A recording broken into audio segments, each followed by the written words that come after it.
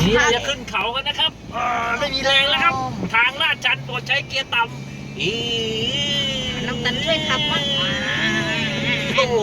โอ้ยขึ้นได้ไหมเนี่ยเราทางขึ้นอ่ะ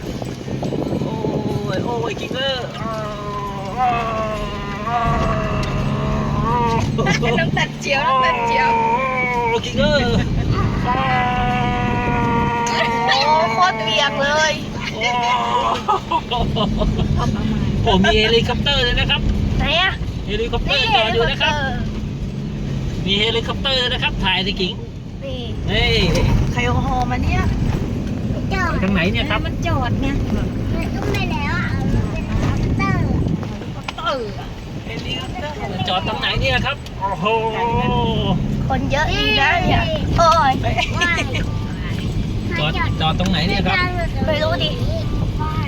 เขาโบกอยู่นู่นมืดนะครับเติมบายกันเลยปิดก่อนไหมพ่อหรือว่าปิดก่อนไหมไม่ต้องเปิดหรอกถ่ายไปเถอะมันเมื่อยขึ้นได้ครับเฮ้ยเราเจออีกแล้วเปียก โอ้